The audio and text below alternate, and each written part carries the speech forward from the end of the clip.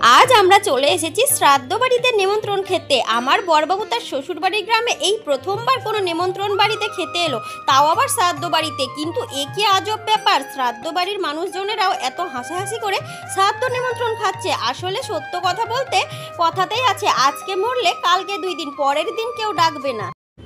নমস্কার বন্ধুরা, আমি মৌসুমি আবারও চলে এসেছি একটা অনেক দিন পর নতুন ব্লগ নিয়ে। তোমরা সবাই কেমন আছো? আশা করি ভালো আছো। আমার আরও একটি নতুন ভিডিওতে তোমাদের সকলকে অনেক অনেক স্বাগত ও ভালোবাসা। বন্ধুরা, আজকে আমরা যাচ্ছি শ্রাদ্ধ বাড়িতে নিমন্ত্রণ খেতে। আর এই যে আমরা রেডি হয়ে গেছি, আমি, আমার 2 বৌদি এবং আমার মেয়ে এবং ভাইয়ের মেয়ে এবং আমার বর, সবাই মিলে। আর আরও আমার বাড়ির ফ্যামিলি যারা আছে, আমার বাবা মা ভাই দাদা, তারা আগে চলে গেছে। আর তোমরা ভাবছো শ্রাদ্ধ বাড়িতে খেতে যাচ্ছি এত নেচে গিয়ে, আসল কথাটা হচ্ছে তখন ওই নাচা গাওয়াটা হচ্ছে যাওয়ার সময় একটা রোডের রাস্তার মধ্যে একটা রিলস বানাচ্ছিলাম, আর সেই কারণেই এই নাচটা রয়ে গেছে, কেউ খারাপ পেও না। তবে যাই হোক, এই যে শ্রাদ্ধ বাড়িতে খেতে এসেছি, এটা আমাদের নিজেদের আত্মীয়দের মধ্যে নয়, এটা আমাদের একজন প্রতিবেশীর শ্রাদ্ধ নিমন্ত্রণ ছিল। তবে যিনি আমাদের ছেড়ে চলে গেছেন, তিনি প্রতিবেশী হোক বা আত্মীয় স্বজনের মধ্যে হোক, তিনি তো আমাদের ছেড়ে চলে গেছেন, আমাদের মাঝে আর নেই। যে পাড়াতে আমি ছোট থেকে বড় হয়ে উঠেছি, সেই পাড়ারই তো একজন মানুষ, মানে সম্পর্কে আমাদের ঠাকুমা হয়। তো তিনি কিন্তু এখন সত্যি আমাদের ছেড়ে চলে গেছেন, তার জন্য কিন্তু অবশ্যই আমাদের মন খারাপ ছিল। তবে আজ যেদিন শ্রাদ্ধটা খেতে গেছি, সেদিন কিন্তু 15 দিন হয়ে গেছে।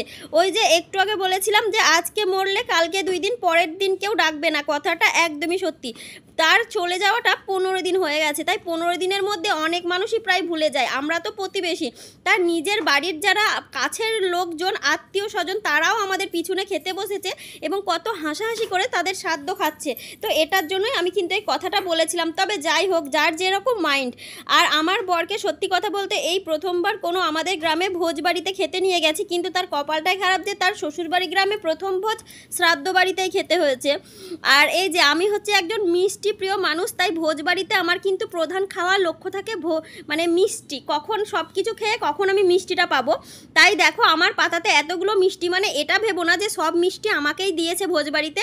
আসলে আমার 2 ভাইয়ের বউ এবং আমার বর, আমার মেয়ে, সবাই আমার পাতে তুলে দিয়েছে। তারা মিষ্টি খেতে বেশি ভালোবাসে না, তাই আমাকে তারা দিয়ে দিয়েছে, কারণ আমি ভীষণ মিষ্টি খেতে ভালোবাসি। চলো টাটা, আজকের ব্লগটা এখানে।